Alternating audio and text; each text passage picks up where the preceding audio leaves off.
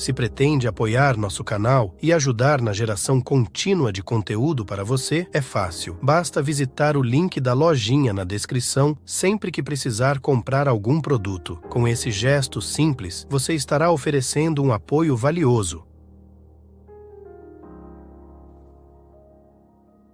Falar subir de nível, nós estávamos comentando aqui no intervalo.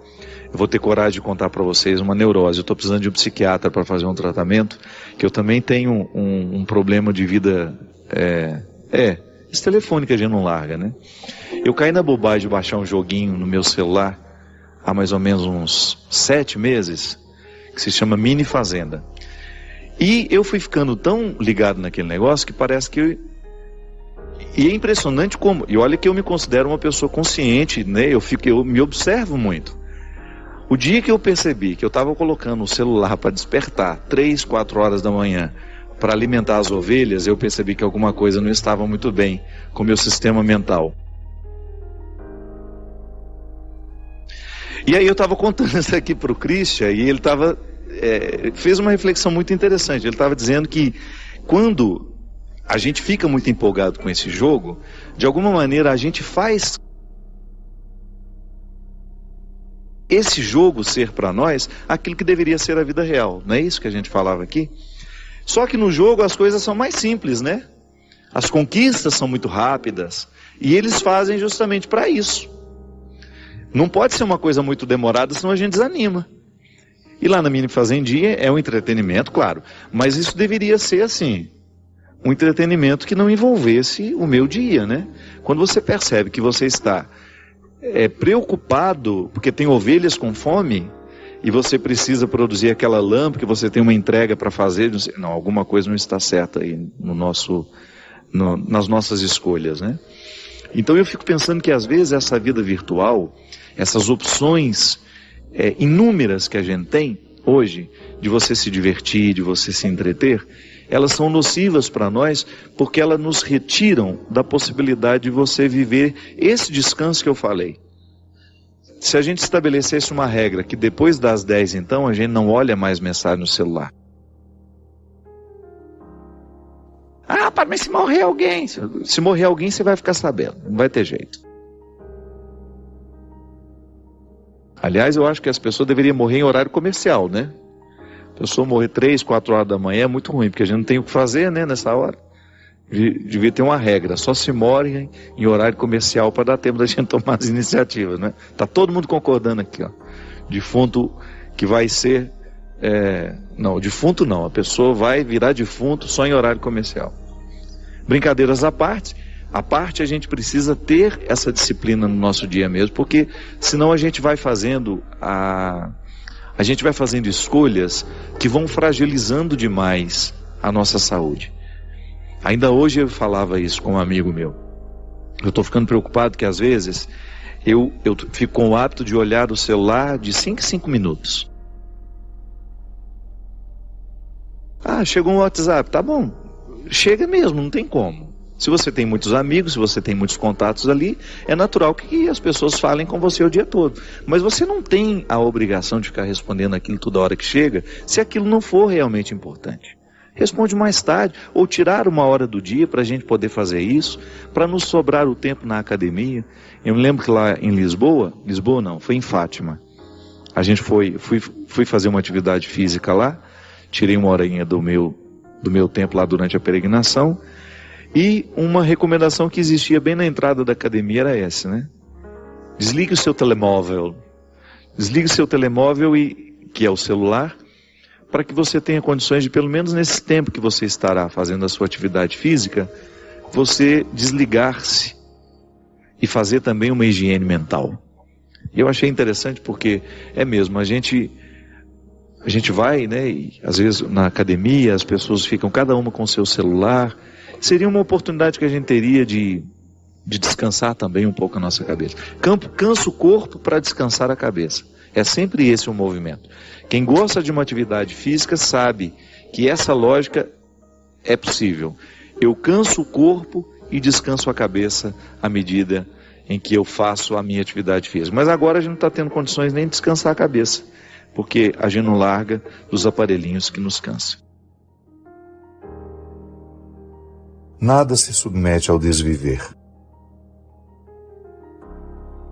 O que foi dito não se recolhe à boca, o que foi escrito não se deixa apagar. As escolhas nos trouxeram até aqui. O arrependimento não altera um só centímetro do passado. Perdoe-se. Tudo aconteceu como podia ser. Eu sei que você tem uma tendência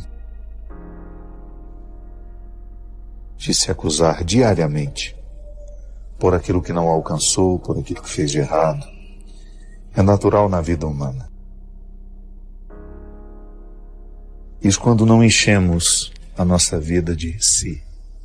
Se eu tivesse feito, se eu tivesse falado, se eu tivesse ido, se eu tivesse ficado, nós sempre teremos muitas possibilidades para a acusação.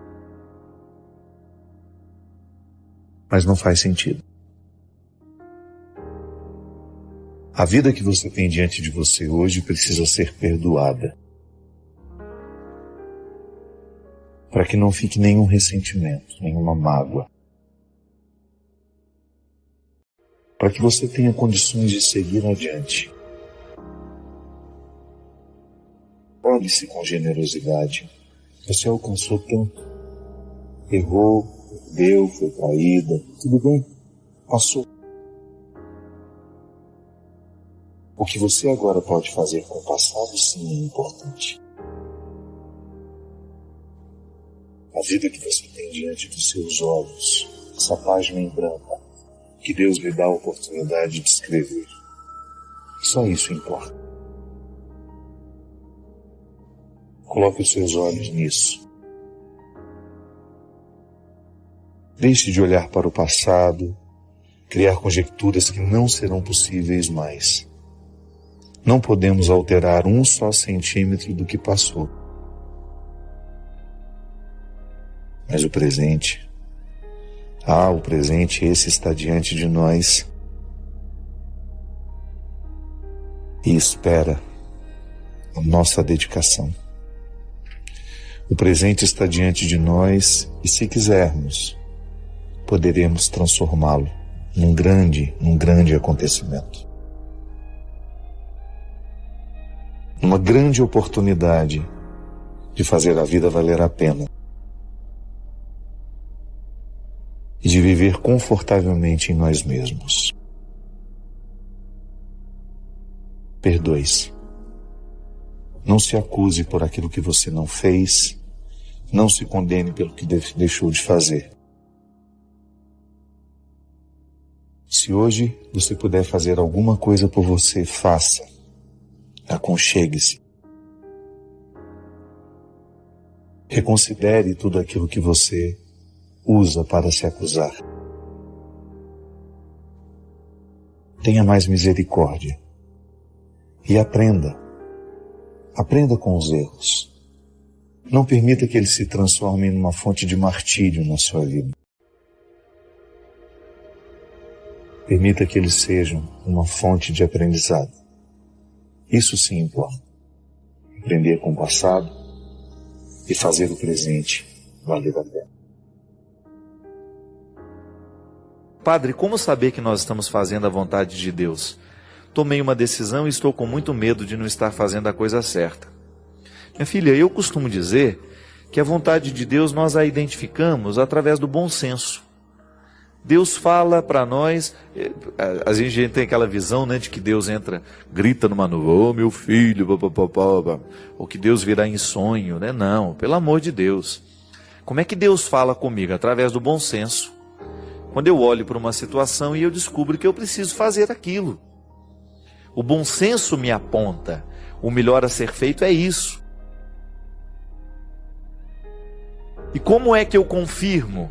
Através de pessoas de bom senso. Eu vou lá, peço um conselho. Deus nos fala assim, minha gente. Através de pessoas sábias que a gente procura, olha, eu queria uma opinião sua. Você acha que se eu fizer assim vai dar certo? E é muito bom a gente ter pessoas que a gente tenha essa confiança em procurar, em abrir o jogo, em contar quais são os nossos projetos. O que você acha? Estou pensando em fazer isso. Será que isso é vontade de Deus para a minha vida? Agora, nunca coloque o parâmetro de decisão para uma pessoa apenas, não. Ah, o padre me falou isso e eu vou seguir à risca o que ele falou. Cuidado. Pode ser que aquele padre tenha falado sem muita reflexão também, estava lá louco para te despachar, estava correndo apressado, que às vezes a vida é assim, minha gente. Às vezes você está naquela correria danada, vem a pessoa, ô padre, e coloca uma questão tão séria, que é injusto comigo. Eu não quero refletir a sua vida de qualquer jeito. E às vezes, no meio da pressa, da confusão, eu não tenho como lhe dar um conselho sábio, eu não tenho como analisar com profundidade a sua questão. Então é melhor você ter a convicção de que Deus falará ao seu coração e você terá certeza de que vai estar fazendo a vontade de Deus quando você começa a procurar o bom senso. Então, eu ajo a partir de um bom senso. É notório isso dentro do processo humano, né? É fácil identificar. Então, Deus me quer agindo assim, assim, assado. Eu estabeleço um projeto e começo a conversar com pessoas que me amam, com pessoas que têm uma visão um pouco mais ampla daquilo que eu estou refletindo sozinho. Isso é um bom jeito que a gente tem de buscar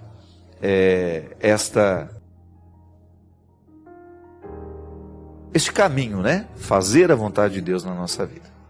Só quem já leu os livros do Padre Fábio de Mello sabe o quanto eles são transformadores, nos fazem refletir e mudam a nossa forma de enxergar a vida. Se você ainda não leu, não perca essa grande chance. Saiba mais clicando nos links da descrição.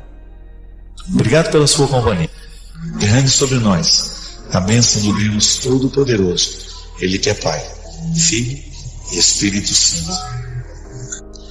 A gente precisa levar-se diariamente ao tribunal, onde nós somos o réu e nós somos o juiz. Eu preciso diariamente me colocar. O dia termina, preciso me colocar no tribunal. E lá eu sou réu e sou juiz, porque é a oportunidade que eu tenho de desvendar as mentiras que eu contei para mim, de desvendar as mentiras que eu contei aos outros, aqueles embustes da minha personalidade, que se eu não tomo cuidado, eu me transformo nos embustes, nas máscaras, nas hipocrisias. Então eu diariamente me levar a esse tribunal, onde só a honestidade é permitida. E aqui entra a grande questão. Todos nós carecemos entrar neste contexto da luz, iluminar o nosso jeito de ser para descobrir onde que nós somos excessivos, onde nós somos cruéis, onde é que nós matamos o outro com a nossa palavra, com a nossa opinião, onde com a o outro nossa é mais que a gente também, que a gente precisa permitir isso. Às vezes eu vejo que pelo menos a minha experiência é tão boa quando eu encontro alguém que é muito melhor do que eu em um lugar que eu sei que eu sou frágil, que eu sei que eu não tenho aquela habilidade, e eu encontro a engrenagem exata, não na utilidade daquela pessoa, mas no reconhecimento pleno, assim, o significado dela ali, da diferença e do quanto eu sou melhor com essa convivência, com o diferente do outro, assim, com o que ele me desafia. E é tão intrigante porque tem pessoas que você vai conhecer e que você convive até, você se irrita com o jeito do outro, porque ele é do jeito que você gostaria de ser e não consegue. A sua maneira de ser. De ser, para mim, é bem isso. Já pode o que há de ruim. É verdade. O outro, pelo simples fato dele estar ao meu lado, ele já me interroga, sem dizer nada, né? Ele vivendo ao meu lado, sendo meu vizinho, ele me interroga. Mas a gente tem que baixar as armas.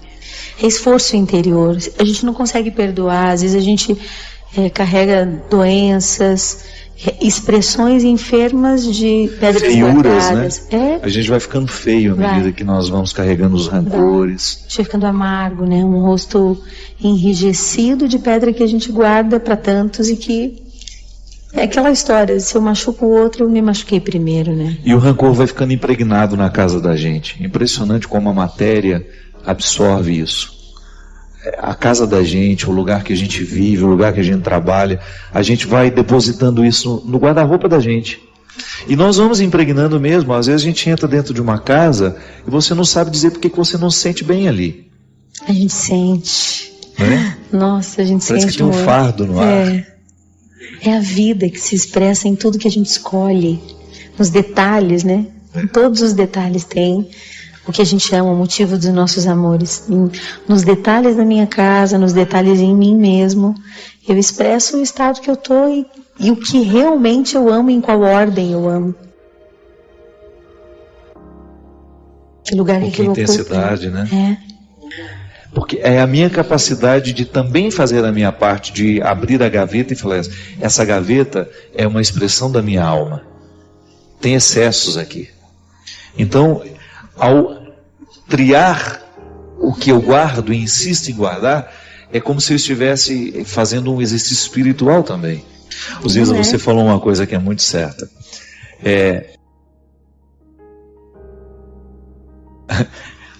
Nós somos muito cruéis. E essa semana eu estou especificando com quem eu sou cruel. E eu desafio você em casa. Com quem você exerce a sua crueldade? Porque por mais que uma pessoa seja boa, em algum momento da vida ela descobre um Cristo para fazer cruel. Hoje eu até chorei sobre esse fato. Quando eu comecei a identificar que a minha crueldade, ela é justificada. Bem eu tenho elaborada. todos os argumentos. Como eu careço da lógica, e eu sou naturalmente lógico, então eu careço a argumentar, a regimentar todos os motivos pelos quais eu estou sendo cruel. E não tem crueldade maior que essa. Não fica espaço nenhum para você se arrepender, para você se reconhecer. Fica espaço para o arrependimento. Vai ficando pesado, né? Vai ficando bem pesado. E de repente o outro acaba sendo um espelho daquilo que você mais nega em si mesmo. Quando você começa a perceber que o outro te faz um mal quando você está sendo cruel com ele, porque ele reflete um insucesso, um fato que eu acho vergonhoso para mim. Porque não é bom ser cruel. Eu acho que é tão libertador quando a gente consegue dizer pra gente, eu não mereço nada. Pode parecer cruel isso. Mas quando você se desprende dessa necessidade de merecer alguma coisa, porque às vezes o que me dificulta no relacionamento com você, eu achar que eu mereço a sua atenção, Sim. que você faça isso por mim, que você faça aquilo. É uma isso. libertação, Então, se por acaso eu consigo deixar de achar que eu mereço, a minha relação com você fica muito mais gratuita e de repente você vai me surpreender com aquilo que eu não acho que eu mereço, mas que aconteceu. A lógica do merecimento é muito cruel nos relacionamentos. A gente vai para a relação com o outro colocando sobre ele um fardo muito grande. Eu mereço que você me trate assim, que você faça aquilo. Você tem que fazer aquilo, esse tem que, ai meu Deus. E é claro que tem muitas coisas que a gente merece. A questão é uma dignidade humana. Nós não vamos abrir mão da nossa dignidade humana. Eu mereço ser respeitado o tempo todo. Eu estou falando do supérfluo, que às vezes nós vamos colocando no contexto dos nossos relacionamentos, e isso vai dificultando muito a reconciliação com o outro. Dificulta. Porque o perdão também é isso. Eu admitir que você não tem a obrigação de corresponder às minhas expectativas. E eu tenho que admitir, aprender, assimilar e me instalar nesse lugar. Porque às vezes você diz que perdoou e fica ruminando a história a vida inteira. E não é perdão isso. Eu acho que a gente não é capaz de perdoar o outro se a gente não se reconhece plenamente capaz de cometer muitas maldades na vida. Se eu não reconheço que eu tenho maldade, que eu sou capaz de errar muito, eu não vou conseguir conceder isso ao outro e confiar. Há 2 semanas atrás eu pude ter um diálogo maravilhoso com meu ex-marido. Já me corrigiram, que eu não posso dizer que é meu ex-marido, porque meu casamento já foi nulo. Declarado nulo, né? Então, meu antigo amigo. Seu amigo, né? Meu amigo, isso mesmo. É uma pessoa que fez muito bem também. Foi lindo, um homem porque... que exerceu um papel na sua vida muito importante. Sim, e foi muito humilde da parte dele, porque ele me disse que ele precisava viver um meia-culpa. Ele precisava me dizer as coisas que ele estava percebendo só agora. Como amigos mesmo. Vocês ficaram quanto tempo juntos, Isa? Ficamos 3 anos e meio. Casados 2 anos. E a declaração de nulidade saiu agora? Saiu em dezembro do ano passado. Do ano passado. 18, solteiríssima. Cristóvão Bastos, convivendo muito com ele agora, porque nós estamos produzindo um trabalho que a gente vai lançar no início do ano que vem. Então, é um gênio. Cristóvão, um dos maiores compositores da nossa música, um grande maestro. Então a gente estava conversando sobre solidão. Ele falou assim, como eu sou necessitado de solidão. E só agora isso tem crescido dentro dele, disse. Mas para um homem que é casado é difícil chegar em casa e você viver a solidão. Tem que saber calibrar bem, assim, equilibrar bem o tempo, né? Tem que ter compreensão mútua também, porque tem métiers que não precisam tanto de solidão, mas a arte precisa. Imagina você fazer os seus mosaicos com as crianças correndo pela casa. Eu admito que eu sinto falta. Eu gosto de viajar sozinha às vezes. Mas como nós somos prolixos, eu não sei do que a gente está falando. Eu estava dizendo que eu me encontrei com o Jota e foi muito bonito a atitude dele de reconhecimento, assim, e de alívio em poder ter espaço de me pedir perdão e de eu perdoar e de eu também pedir, ele também perdoar. Eu acho que o perdão é uma atitude violenta por dentro, corajosa, mas ela é uma faxineira, é uma atitude muito faxineira. A gente guarda pedras se não perdoa, porque você tem que saber a diferença de expectativa e de esperança. Dois conceitos muito diferentes. E expectativa você enche o outro do que ele não consegue carregar. E de esperança você tem que admitir que ele pode não conseguir o que você deseja e se perguntar, eu aceito mesmo assim? Interessante, Ziza, você, ao abrir mão de todo aquele contexto que você tinha, ainda que não tenha sido muito consciente em você, que tenha sido um movimento natural do seu casamento, das escolhas que você estava fazendo naquela hora, você se exercitou naquilo que eu acho que é mais sublime na vida de uma pessoa, que é ela ser capaz de renunciar o que alcançou. Não de si mesmo, porque isso a gente nunca vai abrir mão. Mas quando você é capaz de olhar para o sucesso que você faz e você dizer, isso não é o mais importante para mim. Não é tudo. Saber sair de cena, não é verdade? O renunciar a si mesmo não é esquecer quem a gente é renunciar os excessos daquilo que trazemos, não é? É olhar para o sofrimento que eu tenho e ser capaz de renunciar os excessos que ele me causa. Então eu fico com a parte que pode me ensinar. A dimensão pedagógica de um fato, a dimensão pedagógica de uma tragédia. E volto ao que eu estava dizendo. Quando você vê nessas religiões sérias que partem de um princípio amor a Deus, respeito ao homem, que eu acho que é a díade mais honesta que toda religião precisa viver, é justamente quando nos ensina, e eu estou muito feliz em ser cristão, me sinto muito confortável a partir da palavra de Jesus, que me ensina o caminho da leveza, o caminho do meio, como dizem os budistas, que é justamente a busca desse equilíbrio, que me permite relativizar tudo que a vida me deu, de não supervalorizar o que materialmente eu pude alcançar, aquilo que até espiritualmente, porque a vaidade espiritual é muito perigosa. Mais eu acho, talvez. Mais ilusória, né? Porque a gente veste de bem o que é mal. Você imaginou se você hoje fosse dormir vaidosa com o que Deus já fez na sua vida?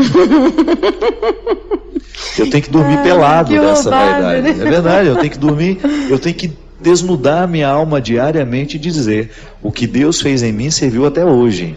Acho que isso isso que é maravilhoso da nossa igreja, assim, mas especialmente do convite de Cristo, do exame de consciência, né? Dessa coisa de todo dia se confessar, olhar para si mesmo, e o exercício lá do comecinho dos nossos filósofos, né, que deram suporte para tudo que a gente tem para se organizar internamente hoje, mas o se lembrar com fidelidade, contar para si mesmo de novo, com extrema fidelidade, tudo que realmente você viveu, mas especialmente o que ninguém viu.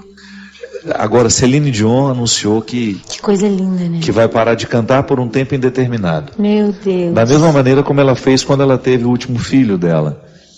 Quanto tempo ela ficou? Uns 4 anos sem cantar? Foram 5 anos. 5 anos. 5 anos. Eu tive a oportunidade de ouvi-la num daqueles shows do Retorno. Quando eu ouvi aquela mulher cantando, aquela produção toda, eu falei, meu Deus, como é que essa mulher um dia cogitou a possibilidade de parar isso? Acho que ela cancelou agora mais de 180 shows. Não tem previsão de volta. Por causa do marido, ela parou para cuidar do marido. Não tem previsão de volta. Essa capacidade de relativizar o sucesso que faz, isso é muito nobre, minha gente.